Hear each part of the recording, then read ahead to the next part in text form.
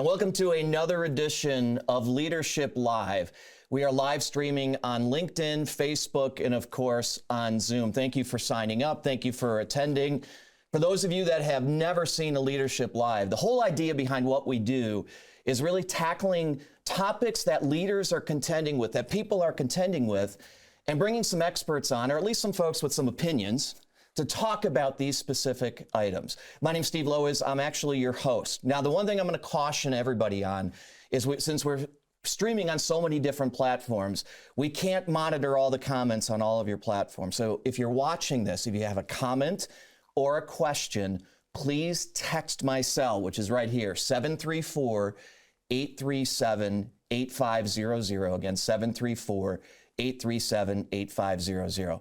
Now, today's topic is an interesting topic that the four of us, and I'll introduce my three co-guests here in just a second, or three co-presenters, whatever we want to call them. But this topic of accountability is probably one of the more struggling topics that we've had conversations about, where leaders continually bring up, how do I hold my team accountable? Then on the flip side, it's individuals saying, well, this accountability thing doesn't make sense to me because it doesn't feel good. It's like micromanagement and so on. So we're going to tackle a lot of the questions that you as the audience have already sent me or to Leah or others, as well as comments. So I would encourage you to play an active role. But with that, I want to introduce my three friends here, and I'm going to read some of their bio just so we're all aware. I know all three of them to certain levels, but just so we're all on the same page. Felisa to my right, and I got your name right. Thank you. After all this time, which I continually screw up. But VP of Global People and Culture for Dawn Foods.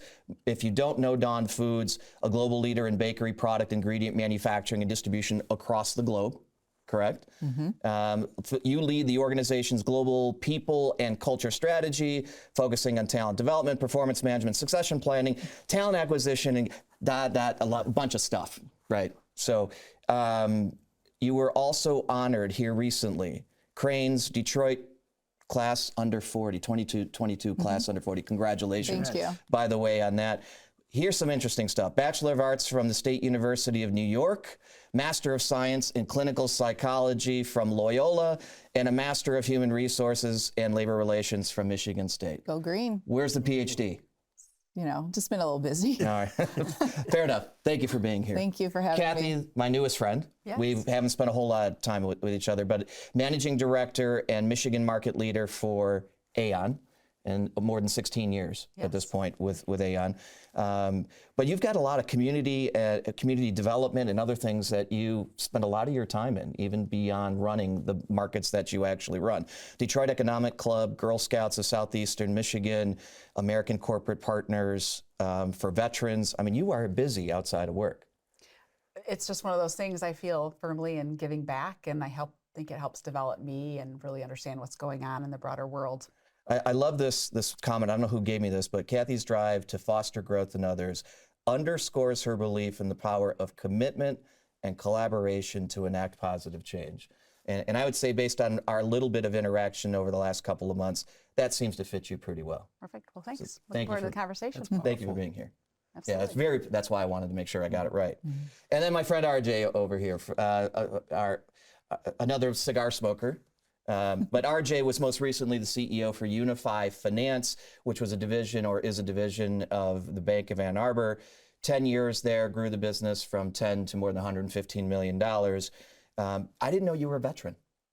So thank you for your service. Thank you. 3 years in the Air Force, and a consummate entrepreneur from the time you got out of the Air Force, is what I understand, where you guys started this Scribe-A-Town Inn, which was an outdoor venue, a motel, and other stuff. My dad had to be crazy. He was our bankroll at 23. I was the age of 23, and he financed the whole acquisition for us. Rest his soul. I don't know why he did it, but I got my MBA in how to run a business at a young age. Well, which is great. And the other thing that I appreciated about your website is moved into the corporate world by mistake. It was by mistake. Maybe at some point I'll ask you online here, but three senior folks that I think will be great on this idea of accountability. So let's jump in. Sure. If you guys are good with this. And again, if you have questions, 734-837-8500. So why is the topic of accountability in your minds, or is it in your minds, such a big issue right now? Go ahead. Sure. I think it's when you think of accountability, people automatically, or maybe many people automatically feel like, oh, I'm being punished, or if I don't do this thing, I don't achieve this thing, hit this goal, hit these numbers, something terrible is going to happen to me. And I think that comes from, if you think about as you're a kid, if you do something wrong or you make a mistake, you might feel a negative consequence. And so people associate accountability with negativity. And when we think about this in terms of the workplace, obviously everyone has goals, objectives. We have, from an organization level to an individual level, we have things we need to do and things we need to achieve. And when those things don't happen, how we respond or what happens to us, if it's the negative feeling thing, it's not done in the right way, people may internalize that and feel that, and then it's like, I don't want to be accountable. I don't want to do it, because if I don't, something bad's going to happen to me. They're afraid. It's a fear. And I would agree with that, because that's a personal choice if you want to be held accountable or not. It comes down to the person, I believe, from my philosophy. If I want to be held accountable, then I take action to make sure that my responsibilities are taken care of. It doesn't matter what's in front of me. And a good illustration of that is, say, Steve, I hired you to clean this room. Okay, that's the responsibility I gave you, to clean the room, but I gave you 3 specific things. Make sure the chairs are aligned, the floor is swept, and the tables are straightened. Well, one day I come in and the floor's not swept. And I say, that's your responsibility. I say, Steve, what happened to the floor? Why isn't it swept? You said, well, I blew a fuse and I couldn't do it. Yeah. And you said, there's nowhere in my job description that says I should have to change a fuse. However, the person that owns accountability, and that's an entrepreneur in my mind, will figure out a way how to get that floor swept, cleaned up. No matter what. No matter what. Either they're going to fix the fuse, they're going to find a broom, they're going to find an alternative broom or something, electric vacuum, to get it done. That's the difference from my perspective. So you got 2 different views, and Kathy, I want your opinion on this, or thoughts on this, because yours is kind of the personal, starting with the personal accountability. I think where you were going was a little bit of both, but most of the questions I got was kind of from, I think, more from the employee perspective, I think, because I don't know who all the folks are, but it seemed to be more from my boss. I don't like the way my boss, quote unquote, holds me accountable. And then from some of the ones that I got from the boss's perspective, because I want to bring these 2 together here in a second, was I'm afraid to hold my team accountable. Yeah. Especially with what's going on now. What's your take on all of that? Yeah, so it's a great question. I would say, if you back up, right, like, why has accountability risen to such a level? It seems to be the corporate buzzword, It right? is. They kind of run around. Funny enough, I was supposed to be in Chicago again today for some corporate training with an external trainer, and it was on accountability, and I started laughing. I was like, okay, well, this is really interesting, because I'm talking about accountability. So you were accountable to coming here. So I was. You did choose to I come did choose here versus Personal showing up for choice. that. Personal choice. I do like that. But I'm super interested to hear from everyone else. Back to the accountability piece. I can't be there, but following up to say, what'd you guys take away from that session will be really good. But when I think about, like, what's accountability, when we step back, if you look at the number of changes globally, even just most recently here in our local market for the UAW strikes, we continue to have such a tumultuous level of change. And I think business leaders are trying to keep pace with, how do we still deliver results which allow us to serve our clients, serve our colleagues, reinvest in them, and if you're publicly traded, serve our shareholders, right? And ultimately it comes to accountability. But to your point on, is it a bad word? Not in my opinion. I think clarity, is kind, right? Being clear is kind. Having the ability to very clearly just lay out expectations is a key to a really strong relationship, and even key to hiring the right people to make sure you're making good investments. And if it's done well, then there shouldn't be a contentiousness between the employee and the manager or the employer. But there's a lot of change happening. So I agree with that. Go ahead. No, I agree with that too. I think when you have a leader who maybe doesn't have the capability to have those kind of kind, clear conversations, that's where accountability as an employee or a team member, you feel like you don't like how you're being held accountable because it's not clear, or something's happening to you instead of happening with you when it comes to I have to clean the room, okay, the table, the floors, and I forgot the third thing you said. The chair, just make sure the tables are straight. And straighten the table, but are you as the leader going to tell me exactly how I have to do or everything, or can I as the employee, okay, well here's how I think I can get that done, right? And then it's done, and it happened with me, not to me. And I would love to expand on that. So when we would hire people at Unify, I would always make the direct comment to the candidate that if the job description that we're hiring you today is the same a year from now, we haven't done our job and you haven't done your job in terms of the opportunity to, because you're in the trenches every day. You're going to see where areas to improve. As we talked about a little bit earlier before we came on, sometimes we're so close to the business we have blind spots. For sure. We want to foster an environment to have that feedback back to us. Yeah. Can we go back to something that Felicia, you said originally is as your kid, when you do something that you're not supposed to do, your parents hold you accountable and so on. Isn't there a little bit of ingraining that we're doing for those of us that have kids we were all kids at one point. So we grow up with this, is this possible? That part of this is we grow up with that idea that, oh crap, I did something wrong. I didn't straighten the table the way I was supposed to at home and my dad's gonna come in and he's gonna whoop my butt, right? That's his version of accountability, because that was my dad's version of accountability. Does that really play into some of what's going on now? So, because I think there's an employer perspective and an employee perspective.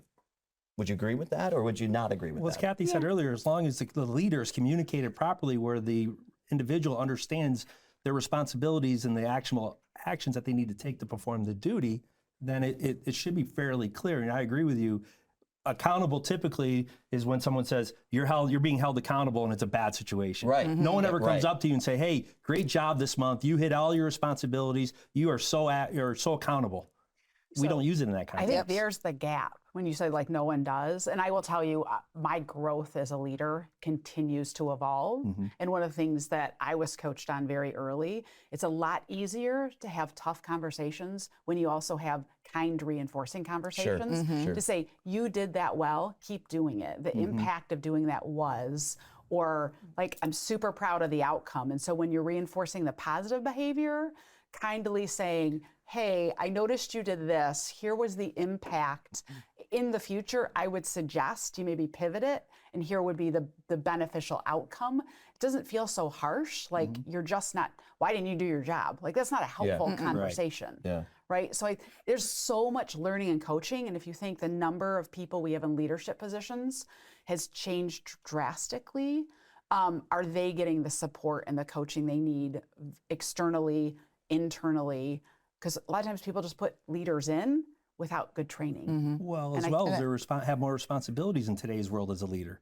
Think about 10 years ago, a person in your role, my role, or Steve's role, you didn't have all the responsibilities and being held accountable for so many different things. I think it's challenging for leaders, especially when they're put into that position as a first-time leader, to slow down because they're just focused on success. I'm guilty of that. When I became CEO, the only thing I wanted to do was make sure that we were successful. Because I moved my family to Michigan. I was going to do everything in my power, and you lose the human element of it. And I burned bridges during that time. I clearly own that. Steve and I have talked about this at length. And I owned it, and I'm continuing trying to get better. But it's hard for new leaders because especially if it's their first opportunity, they don't want to let people down, but they're burning relationships over that. Would you? I would argue that it's not just new leaders. I think leaders at all levels, because it's how you were treated, what you saw modeled for you. But I think, Kathy, to your point, how I sort of kind of characterize what you said, it's accountability with empathy. Like the two don't, you can have both at the same time. You can hold people accountable, have the conversations on the expectations, but do it in the right way. And that's something I think leaders at all levels can work on. I mean, I for myself included, I feel that. I agree with that. You said something that was interesting that I think is very true. Accountability is often a look back. It's the deadline has occurred, and now we're going to look back on that. But what about all the time in between when you started and the deadline? Like, where do we, or how do we, and this is one of the questions that we got asked that I'll paraphrase it, right? It's always, the negativity often comes out, not just because we were trained like that when we were younger, but we get into the work environment, we're given a deadline, which is nothing wrong with the deadline, but the accountability comes and it becomes a bad thing when it's just a look back. You didn't achieve it, so now what? How do you bring accountability into the timeline in between start and deadline? Great question. Yeah, I think it's conversations. You need to have a cadence of conversations, check-ins. Ideally, right, it should be a two-way street. The people leader can be checking in with their team. The team members should feel comfortable and have every right to talk to their leaders and or their leaders' leaders, right, and within the organization and other people about what's happening. And I've been a firm believer, you shouldn't end up at the end of a project or a mid-year review or at your review and be surprised about anything that is being said on that document, because you're having consistent conversations. And it's about how can we help you improve? Is there good alignment?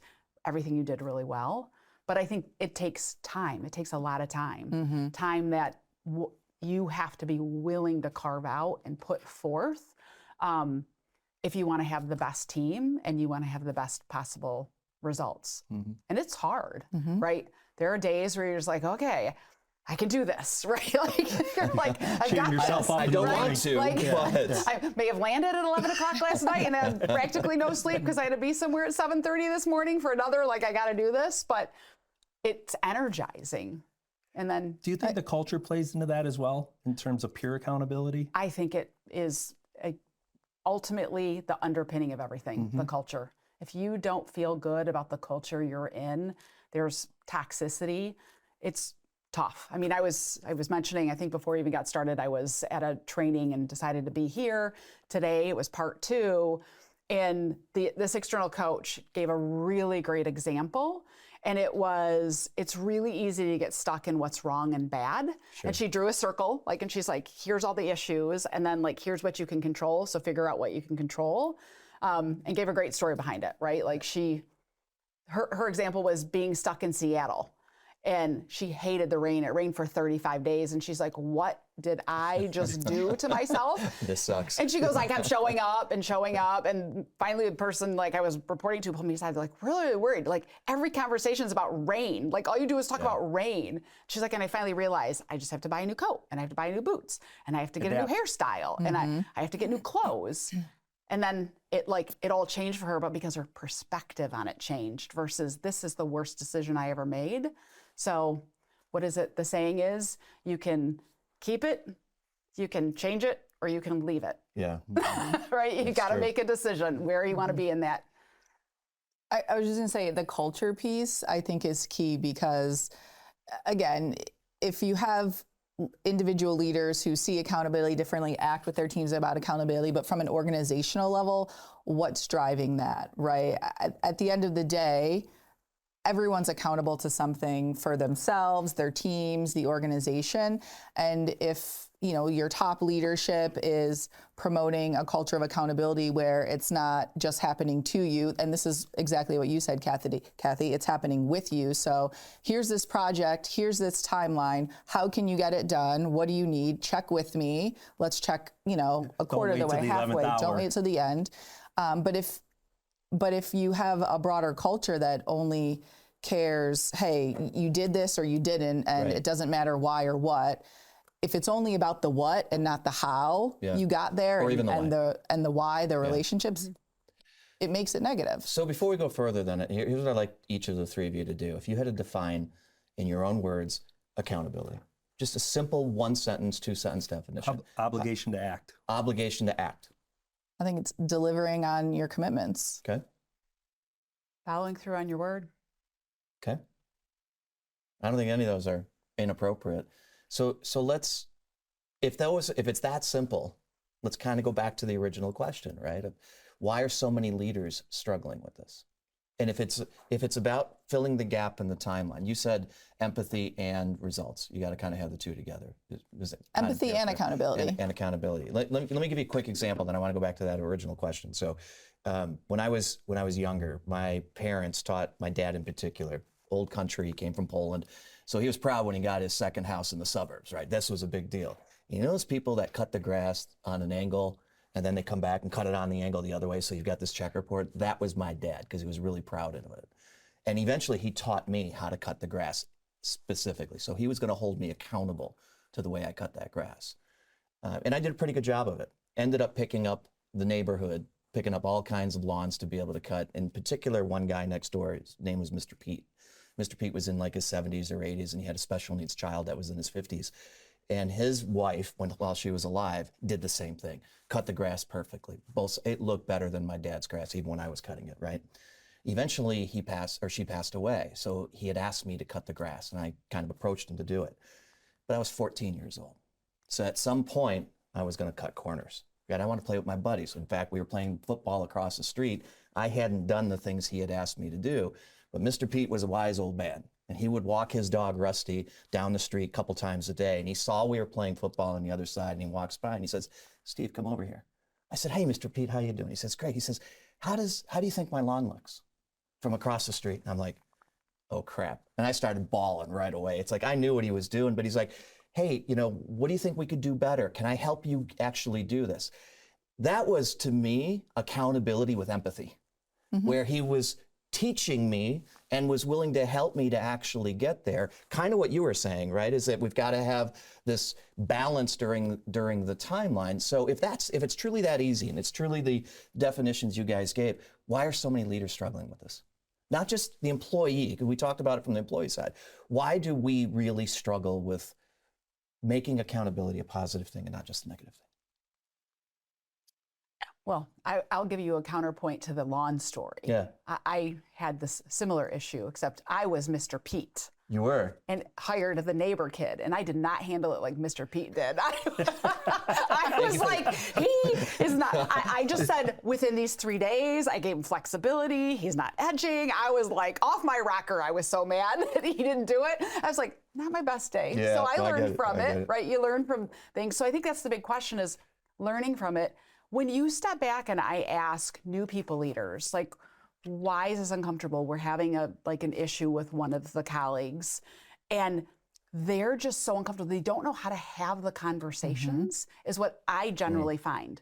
I know it's a problem, but it's usually why can't they just do it? And I'm like, okay, so we have to help. Like, let me help you, give you some suggestions on how to have the conversation so we get to a place. Because ultimately, we want them to succeed, right, within our environment. We don't want them to not work for us any longer. But I think that's what it is. They don't know what to do. How many people through the course of your career, when you didn't know what to do, when you didn't feel like you had a good network, felt a little frozen? Like, I'm just going to ostrich it and I'm going to avoid it and hope it goes away, which it doesn't. It doesn't. It gets worse. It gets worse. It never goes away. It gets worse. Yeah, it does. So always gets worse. I think that's the issue, but I welcome what your thoughts are on. What if we just change the word from accountability to scorecard? It's a different conversation because you're really measuring the same thing. If they achieve the objectives of the job description, and you reference a scorecard versus accountability, because again, there's a connotation of negativity to the word because we grew up. I love what you said earlier. We grew up as our parents saying, "I'm holding you. You're punished, and you're accountable for your actions." It's a consequence. Accountability and consequence are often found together. Consequence. It can be, but I don't think It as can be leaders negative. we do that though. Use it in that context. Again, I think you can call it a scorecard. You can call it accountability. You can call it whatever you want. I think it's the what you're doing and the how you're doing it. And Kathy, to your point, you can have the conversations. No one's saying don't hold anyone accountable. We all have to be accountable for something. For sure. And I think sometimes as leaders and just your own sort of personality and you said, how did he not know this was wrong? If you're someone who high accountability for yourself, and we're not putting ourselves in other people's shoes. Yeah, and I think that's what we need to do. Okay, so this didn't get done. Before I sort of, go on a rant and maybe bring someone down, let me stop and think and ask questions. Well, why didn't this happen? What can we do differently? Like be Mr. Pete. Yeah. And then use motivation to help drive accountability versus you must get this done or the world's going to end and you will have no food. I mean, that's not helpful. For most people. Everyone's different, but for most people. That's true. I mean, everybody is a little bit different, but I think we all need some of that. Again, in between that start and that end point, all of us need some level of motivation, inspiration, support, empathy, whatever term that you actually want in there. But we're kind of missing the gap. Many of us as leaders are missing the gap and going right to the end again, for sure. So here was one of the other questions that's related to this. What's the difference between responsibility, accountability, and ownership? Is there a difference between responsibility, I believe accountability, so. Responsibility and is the obligation to understand what your job description is. You understand that responsibility. The accountability piece is, as I mentioned earlier, the obligation to act. What was the third one? ownership? Ownership falls into accountability. I think they're synonyms, or they run together. At Unify, we actually read, great story, Extreme Ownership. Yeah, for sure. Great book. The whole company read it. We'd pick a book every year and read it. We stopped doing that probably 4 years ago. Well, I had this senior salesperson with the company 30 years, sweetheart of a man, incredible soul. Well, he read that book and he took it to heart. Everything he did in his life, it was life-changing for him. And he would reference extreme ownership, extreme ownership. I own it. I'm not a victim. I deliver my results. And it was fascinating. This gentleman was late 60s, maybe mid 60s. But that is ownership because it resonated with him, just like accountability. I think again, that's my beliefs. They coincide with each other. What do you think, Felisa? I think it depends. Okay. So, I mean, if you think about like a RACI model, you have responsible and accountable, Yeah, and sometimes it's the same person or the same people, it's different. But when I think about responsibility, I'm responsible for doing X, Y, Z. It's in your job description. This is in the job description, or this is in the project. But accountable, there's ultimately someone who's accountable to ensure that those things get done, and they can get done because the accountable person does them, or the accountable person delegates them to others. So maybe your team. Okay. But I think in understanding accountable, responsible, and ownership, it's in the conversation of, this is the work we're doing, this project to build this table. Ultimately, I'm accountable for this table to get built, but how I go about that, I'm gonna have you're gonna build the legs, you're gonna put the top together, you're gonna screw the screws. And if one of those things doesn't get done, I need to have the conversation, hey, it's not getting done, how do we work through this? But at the end of the day, if the table doesn't get built, it's on me as the accountable person. Yeah. So I think it's all three at the same time, but also not. It depends on how you define it and how you're communicating it. Is that part of the challenge, though, that we all define it differently, so there's confusion around it? Because we throw out, and I'm saying collectively, we as just business people in general, parents, it doesn't matter. We throw out those three terms consistently. So, Kathy, what's your take on responsibility, accountability, ownership? Is there a difference? Yeah, I think there can be difference, to Felicia's point, depending on the company and the various roles.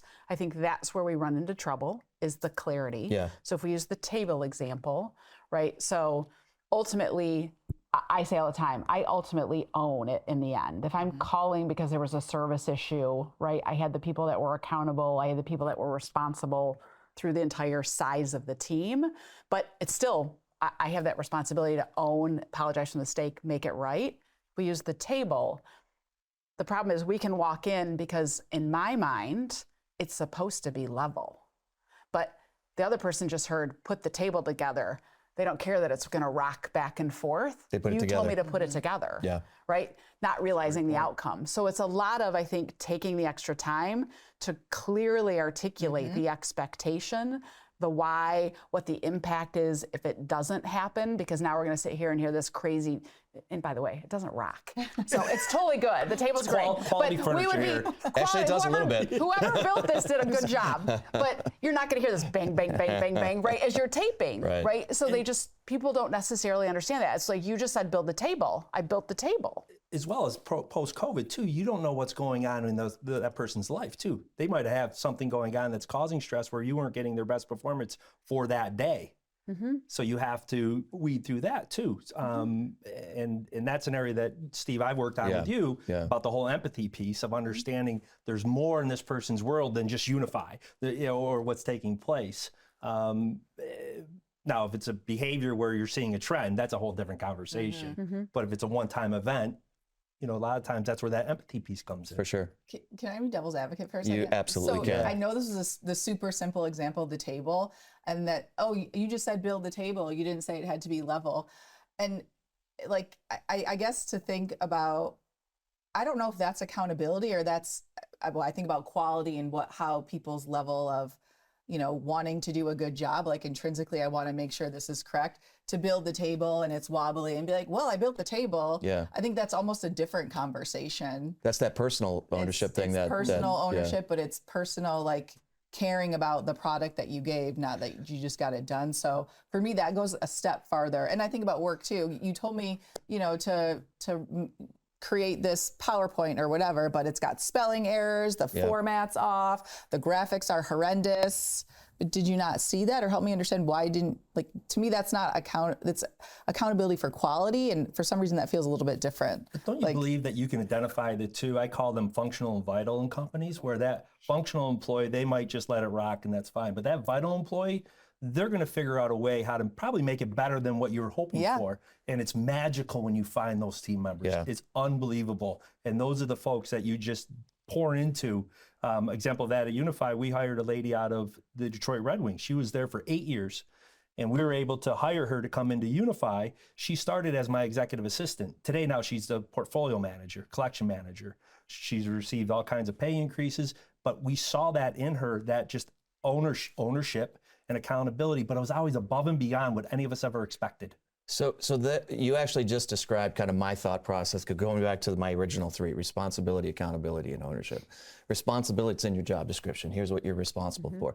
Now, could there be some items in there that are not clear? Absolutely, and it kind of screws the whole thing up, right? Great. Accountability is the obligation to do it. To me, ownership is the choice to do it, because the obligation doesn't necessarily make it the choice that I have. Somebody's going to ultimately hold me accountable to it, is kind of, Lisa, what you were talking about. But I view those as completely different. This one is given to me. This one is my obligation, and somebody's going to hold me to it. But this one is where I take the ownership. And if I do this, these two become non-issues. But I don't think enough of us look at it in that way. You can't force somebody to take ownership, can we? No. We can only force responsibility, and yes, we can enforce a certain amount of accountability, but we can't enforce ownership. So how do you create that?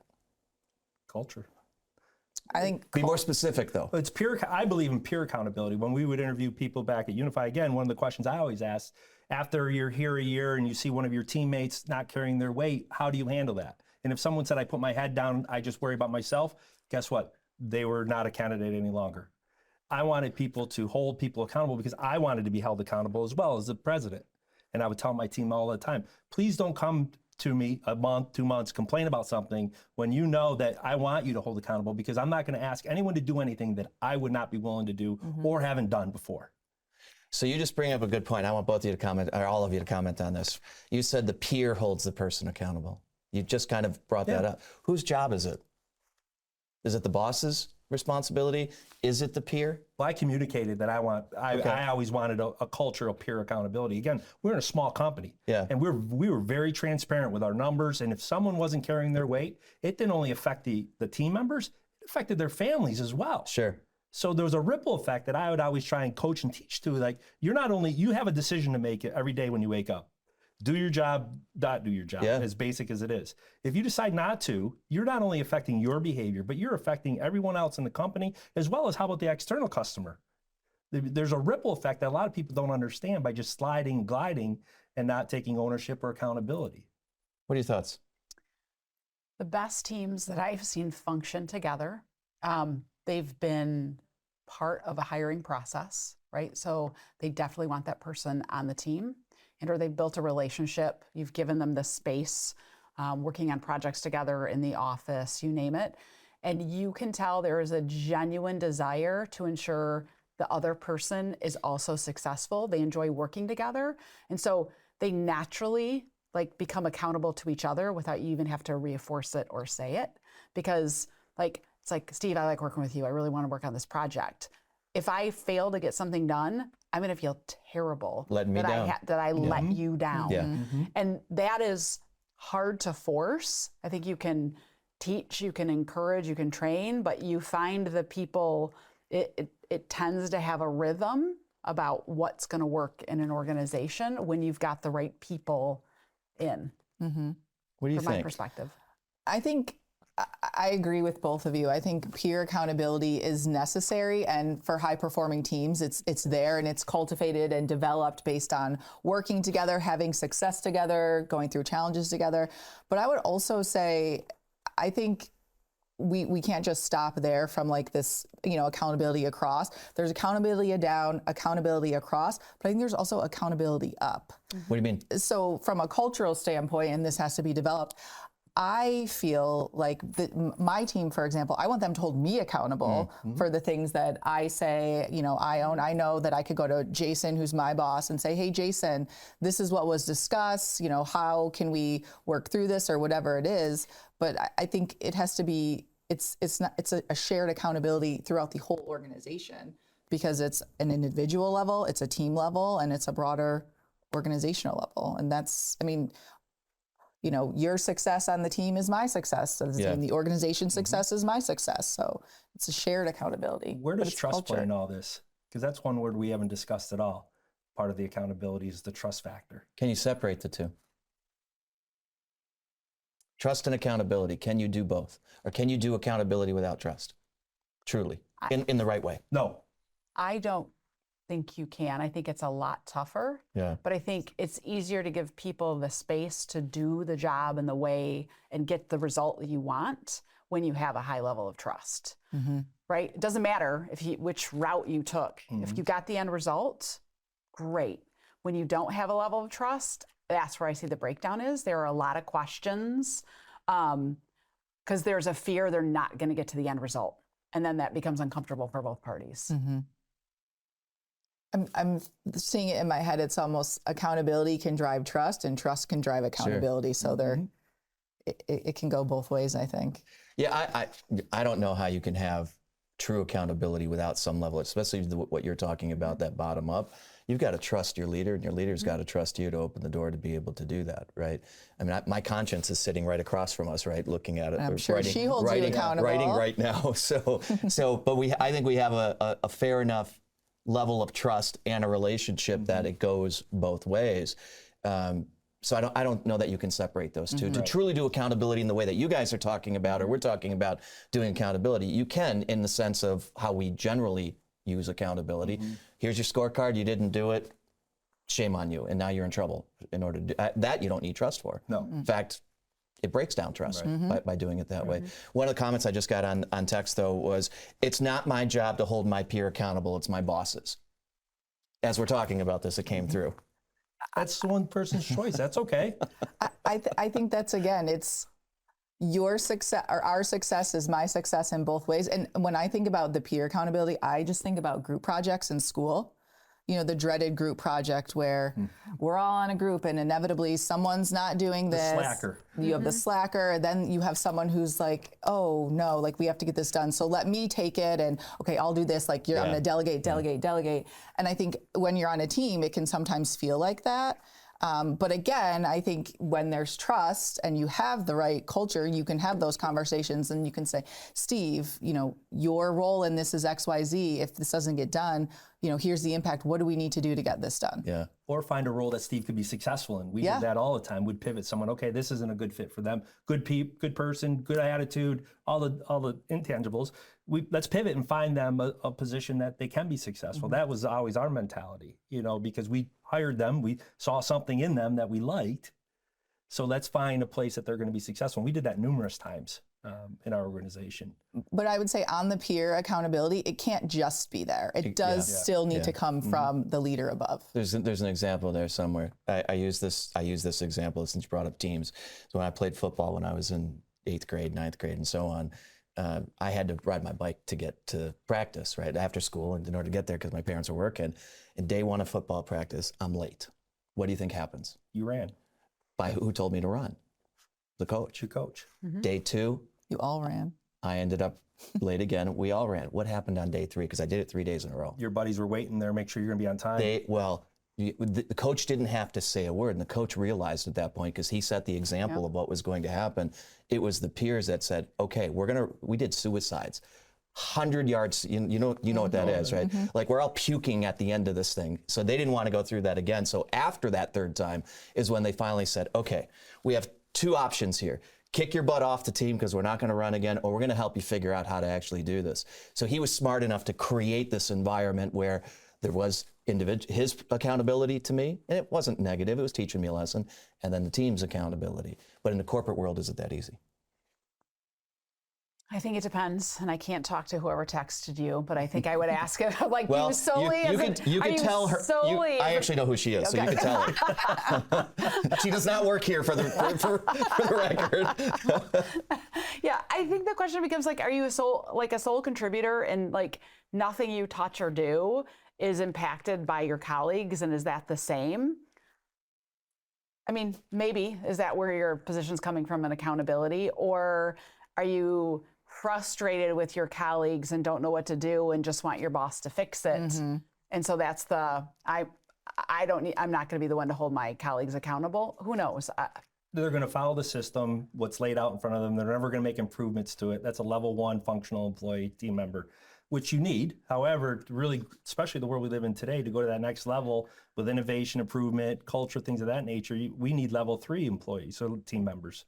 And they're your entrepreneurs, because they have that mindset of back to ownership. Yes. It's one of the characteristics of an entrepreneur is ownership, resourceful, things of that nature. But what I will surmise from that question is there probably is a lack of accountability within the organization by the mere fact of the way the question was stated. It's so new. So she shared with this person, I got to be careful, shared with me yesterday that there is this sense of accountability, again, only happens when there's a negative outcome, right? Yeah. And then somebody comes in particular, her boss's boss, and that whole team comes in and throws things and says things, and it's a mid-sized company. Hopefully, they're not throwing too many. Did you just say throw things and says This things? happened yesterday. Okay, Like literally? See, Yesterday, there was something that was picked up and thrown across the room. Did not add anybody. Sounds like accountability is not the only issue. In a fit of anger. Well, Whole nother topic. And it's not the CEO, so there's an accountability issue for that kind of behavior. So we can unravel all kinds of things, but I do understand her concern that it seems to be a cultural thing. Yeah. So her question to me yesterday, and it's on the sheet too, but it's okay. We can talk all high level about what accountability is, the definition of it is, how we view it, how we've applied it. An organization that's struggling with it, which almost every company has pockets that are struggling with this whole idea of accountability. And if from your experiences, if you said, here's the practical things you need to do, not the high level, feel good, some of the conversation that we've had, but like if you were to go in an organization and try to change that in an organization, or if you have changed that in an organization, what would those steps be? What would you tell her? Yeah. So I always start with, I said it when we started the conversation, clarity is key. Being clear is number 1. Put it in writing. So again, there's no misunderstanding. Conversation's always first, right? Put it in writing so it's very clear. And then check-ins to provide appropriate support with positive reinforcement. And then understanding the why behind it and the implications for not doing it, not just for the individual, for the team, the company, so people can get on board. And if they're not, because if you have that conversation, you can tell if someone's on board or not. I mean, it's not usually hard to read people's faces. Tell me why, what's the issue, to really peel that back and understand their perspective and start having that dialogue. I think you end up in a much better place. I would just echo all of that. I think it's clarity, commitment, and consequence, but positive consequences. Right. So be clear, bring people with you, the why, how it's going to help them, the organization, how is it tied to the team goal, the organizational goal, what have you, and how can this best get done? Let's check in. If there's issues along the way, here's what you can do. But then I also think, and just kind of going back to the peer thing, it's coaching people and giving them guidance on this is how you can hold others accountable. This is how you can be accountable yourself. If this is the project, this is how you can hold your peers accountable, and this is the expectation. And then deliver the consequence, positive. Hey, this worked out well. You're meeting these objectives. I like how you were able to tell, Kathy to step it up here or whatever. It happens all the time. I'm sure it doesn't. So I do want to clarify, because I agree with you on the whole, we keep using the term positive consequence versus negative consequence. And I know consequence is not the right word. Well, actually, it is. You know what the definition of consequence is? I mean, it's an action based on what you do. Yeah, positive or negative. Positive it's or not, negative, exactly. We just happen to Yes. usually use it as, oh crap, there's a consequence, so we've got a problem. So answer your thoughts on that, the advice that you would give, the steps, anything different from what Kathy or Felicia I just... think they're both spot on. I mean, it's just fostering a team. We focused about team, almost to the detriment, where it was just team. And as long as the culture's like that and everyone understands their role within the organization, that's where you can have the peer accountability. Example of that, sometimes we get extreme operations would go to the sales leader and say, hey, your team's not doing their job.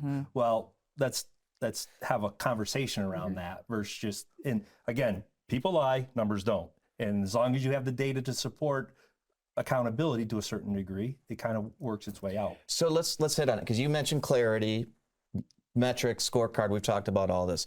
I pulled this yesterday in Forbes. 80% of employees feel that their performance metrics are out of their control. Think about, first step is clarity. Okay, we're giving all these scorecards, metrics, and so forth.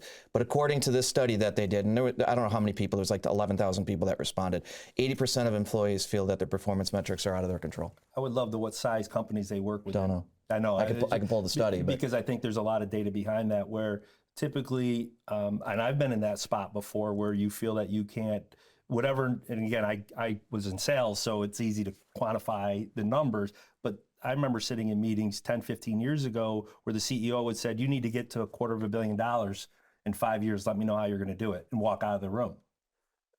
And you're starting at zero. That's the worst feeling in the world. However, if you're in an environment, from my perspective, and if those people felt that they couldn't obtain their numbers, I would ask that person, if they were on my team, well, justify, how can we get you there? How can we get you there? I had a gentleman, I gave a $10 million, he's probably watching, a $10 million goal to, he started crying. And I said, whoa, stop. I will not let you fail, period, at all. You will be successful, and I'll make sure I get you there. This year, he'll do probably 30 million. That year, he did 12 million. People, trust. You have to have trust back and forth. Here's a comment we just got.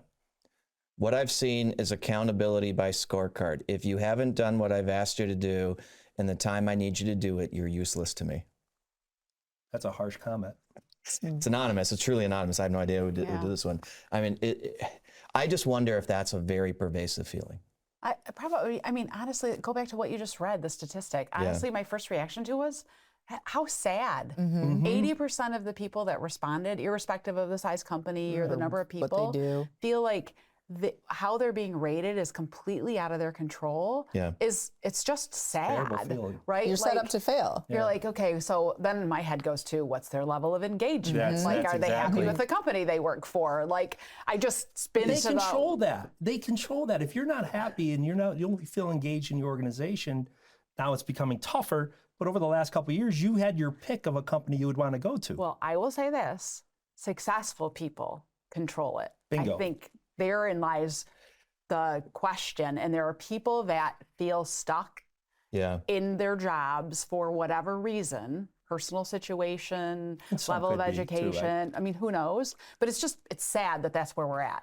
So go ahead, Lisa. I was just going to say, I think it goes back to that culture piece too on what you're rewarding. So if you're rewarding, the people who drive, and the comment that just came in that if the people who are doing those things, leaders, are being rewarded because they're getting numbers, and if they're not, they're bringing in new people who are, they're driving hard, then it does become pervasive. And so I think in addition to accountability, it's broader than how the organization, what the organization celebrates and rewards from a leadership standpoint, and not just people leaders, but individual leadership as well. Sure.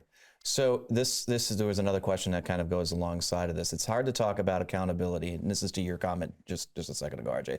It's hard to talk about accountability when employees these days take that as an attack and leave. How do you suggest we address this?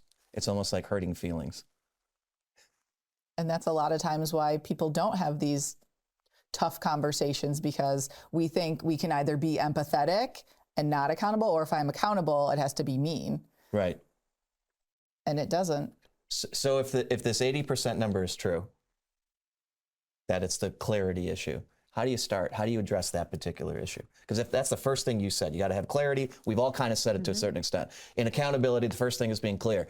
But by this number, let's just assume for right now that it's the right number.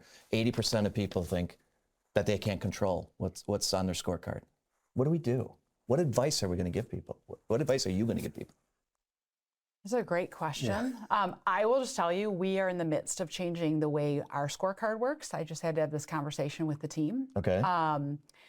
And we're probably behind in changing how the scorecard is done. We've gone from a 5-point system to 4 very clear definitions, which in my mind, again, I'm okay. I like change. I'm actually the one who pushes change. I'm comfortable trying new things. But I recognize on the change spectrum, right, which there's many books from psychologists, you've probably, given your degree, right? Like where people are at and how they feel about it.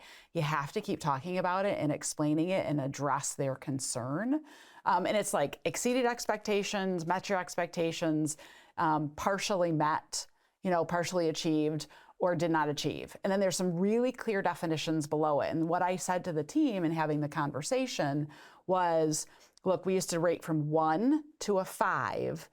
Telling someone they partially achieved a goal, and that's literally the scorecard is there. You have all the capabilities and skill sets. There was some barrier in your way, economic conditions, customer-related issues that drove these outcomes, even though you went through and did every single thing you should have done.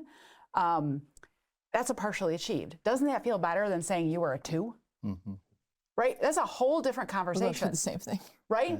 You're going through the same thing. Like everyone's going through it. So again, accountability is a topic, changing the way you have these conversations. But the hope is, from my perspective, better clarity and feeling better about the conversation of you have the skill set. For whatever reason, you just didn't quite achieve this year. But here, and you can focus more on what you're going to learn and how we develop you as an employee moving forward versus the way we used to have these crazy conversations. You rated yourself a 3. I think you're a 2. You rated yourself a 4. I think you're also a 4. Like through every box, it was kind of a crazy process. So what's the solution here? Well, if you're a people leader, I think you go talk to your leadership team about, I sense we're having a challenge. What are we thinking we're going to do within the organization?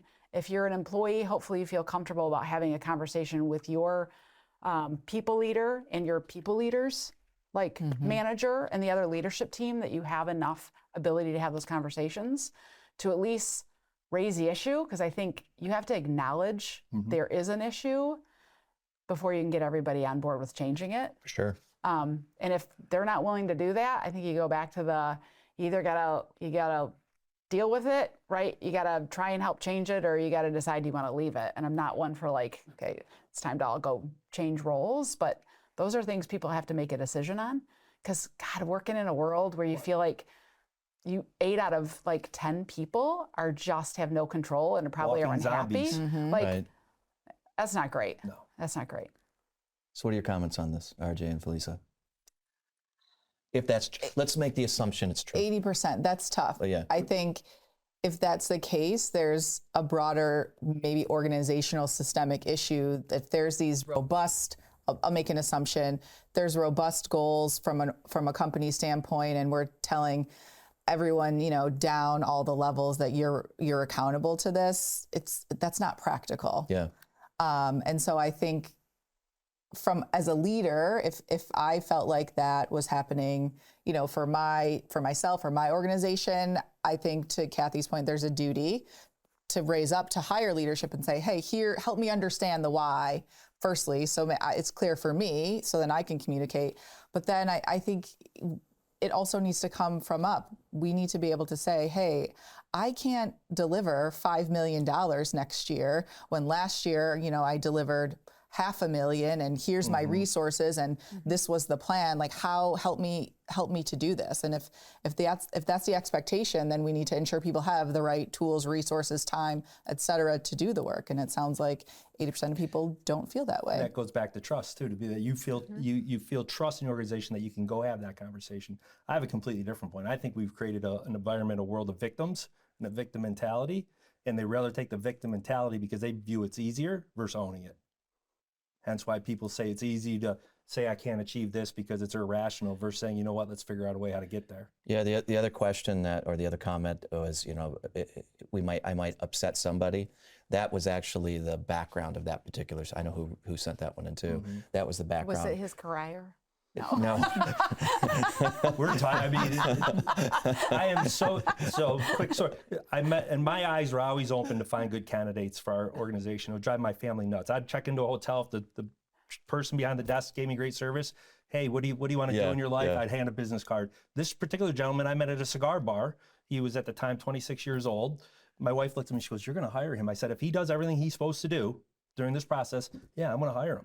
Hired him, came in as a account manager. Now he's in sales. Met his wife, who's a credit analyst, married for 5 years now. That's what motivates me when those things happen. And it could have just been the day, right? Like you It may have could've, just said that, and it was just the day for this poor guy. No, and it wasn't. It wasn't bawling or anything like that. I could just sense it, and I said, you will be successful. I'm not. Believe me, you just have to have faith. It's sort of like when you're running a mile, okay, I'm at 8 minutes or 10 minutes or 12 minutes. So you're trying to get quicker to get down to 10 minutes. Maybe you just train. It's the same thing with accountability and your job responsibilities, I believe. There was just bringing it up. I took one of my team members to lunch at a restaurant right up here on Plymouth Road a couple months ago, and this is a place that's never busy when you walk in. Like, so you can just walk in, sit down, get out. Really, that's why I go there every once in a while. We pull into the parking lot and there's hundreds of cars. I'm like, oh, this sucks. We get inside and we wait at the host stand. I mean, had to have been 11, 12 minutes. It was like, that feeling, and you're like, this is not gonna go well. Mm-hmm. We finally get set. There's only two waiter and a waitress in the entire building, and there's quite a few people in there. And sets us down in another 10 minutes before he comes back over. Now, at that point, I want to hold him accountable. Like, what would you do in that particular situation? I might decide if we should just go. Should we leave? That's one option. What else would you do? I would personally say, man, I see you're busy here. You're doing a great job. Try and pump them up a little bit, because especially service workers in the world we live in today now, if you're not thanking them, smiling at them, trying to help them, then that's a human being type. You're a bigger man than me, RJ. Well, what would you do, maybe Kathy? that's today. Well, before he sat down, I probably would have said, like, so what is going on in this place today? So my natural instinct would be to hold him accountable by finding the manager and giving the manager that's my natural instinct. It's probably a lot of ours to a certain extent. But I decided to take a different route because I had somebody with me.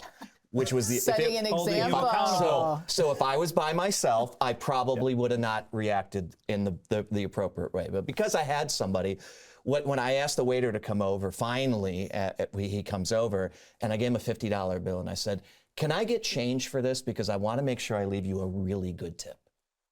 And he kind of looks at me, walks away, and a few seconds later, he's back with 20, 20, and 10, knowing he's going to get either 10 or 20 bucks out of this thing or something along those lines.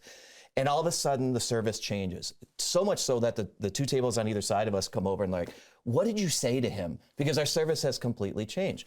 Thought nothing of it. I just thought, you know what, I'm going to give a good example to the person that I'm with. We walk out into the parking lot, and out of the back door, this waiter comes running around, gives me a hug. Don't know this kid, aside from this interaction, and he's bawling on my shoulder. What is going on? He says, "You don't understand. My mom died yesterday, and the only reason I'm here is because they would have been left with one server and they would have had to shut the doors." Had no idea, but my natural accountability hat would have been, I'm going to I'm pissed off at this kid. But somebody was there to hold me accountable. It wasn't Leo, but somebody was there to hold me accountable to act in a different way. So it does change how we approach. We don't know, to your point, of what's happening in that given day. But so we've got a couple of minutes left, and kind of your closing thoughts on this. This is not, we're not going to solve the problem today. First of all, we're not going to do that, especially if 80% of people think the beginning stages of accountability are messed up. And I'd have to believe some of that's true, even if it's not truly 80%, right? So that's a problem. What would be the closing advice you would give to, one, the leader that's watching, to the employee, and I hate to even use that term, but the team member that's saying, we don't get it around here. What's the quick sentence for each of those that you would give, Kathy? Yeah. So for the leader, I would say walk through the steps we outlined, right? Be really clear, make sure you've got clear, concise roles, follow through, control what you can control. Even if there's a broader cultural issue, what you control, the people that report to you. And if you're a colleague, I would say take the step to meet with your people leader and say, look, I want to be really clear. If you feel like there's a lack of clarity about what the expectations are, about what I'm doing well, about where you feel I can improve, and how can we build out a plan together. I think if you can be brave enough to do that, it will completely change the dynamic with your people leader, especially if they're afraid or fearful to have the conversations, because you've been vulnerable enough to say, I want the feedback. Please give it to me. You've given them permission to do that. And can we engage in a dialogue and a relationship like that? Wonderful. Lisa. All of that, and as a leader, I think it's when you're setting the expectations and you're communicating clarity, bring your team members or your team along the way with you. So instead of, this is what you're going to do, this is the end state, this is what we want, how can we get there? What are your ideas? What barriers do you see? So let them be part of the build, the how that we get there, and then communicate along the way, reinforcement, find what motivates people, find people's why, and include that. And I think then as a team member, for your own leader, exactly what Kathy said, feel empowered to have that conversation with your leader and ask the questions and get the information that you need so it's clear for you to be able to deliver on what you need to deliver on and feel good about what you're doing. What you just said is what Mr. Pete, if I go back to my example earlier, did for me, because when he walked me around his yard, he showed me exactly how to do everything his wife had done prior to her death, right? So it was showing exactly the how and getting my input. Can you do this? How would you do this? And so forth. Thank you, Felisa. That's a whole nother level of guilt as well, because now you feel in your heart you've let her down as well. Well, so his intention, though, I do not believe was guilt. Okay. His intention was to actually help me grow. To show you. He's since passed, but he wasn't the kind of guy that was gonna, and that's I think that was a trust thing to a certain extent. We lived next to the guy at that age, I was 14, so I knew him for 14 years in one form or another. Trust is definitely a big issue. RJ, closing comment. I would echo what has already been said. And from a leader, don't start questioning your drive to have people reach their full potential. And again, that goes back to the person and not the leader, but stay true to you, who you are as a leader, and have those conversations if they feel you're being irrational or can't hit numbers or things of that nature or do their responsibilities. And what you said, clarity's spot on. If you're the team member, the employee, you own your career, you own what you do on a daily basis. Do not play the victim card, and figure out a way either you can be successful in that current organization, would be the first choice. And if not, find an organization that you believe in from a mission, vision, and idea perspective that you feel you can fit into that team. Go seek that leader and tell them that that's what you're looking for. However, you have to deliver after that. So I think it's been a great conversation, and we're not going to solve it in an hour. We're not. I am going to add one thing on that. There's this saying that relationships are 50-50, and then there's another saying that says no, they're not. They're 100, because they're 100% from one person, because when the other person can't give 100%, that one person is, and vice versa. I think this relationship, this whole accountability relationship in the workplace is 100% the responsibility of the employee and 100% the responsibility of the leader of that particular employee. I don't think it's a 50-50 game. Yeah. So thank you, all three of you, for sharing your thoughts on this. We're not going to solve the problem today. In fact, my guess is over the next couple of weeks, we're going to get a lot more questions, comments, and thoughts now that things are percolating. So I may ask you to come back on if you're open to doing that at some point in the future. For all of you that are watching, if you want to be part of a Leadership Live in the future, and you've got some content, you've got some thoughts around something related to leadership, business results, all these things, employees, please let us know. Reach out to Leah. She's all over the internet, so you know who I'm talking about in particular. Reach out to me directly. You can text me again at 734-837-8500.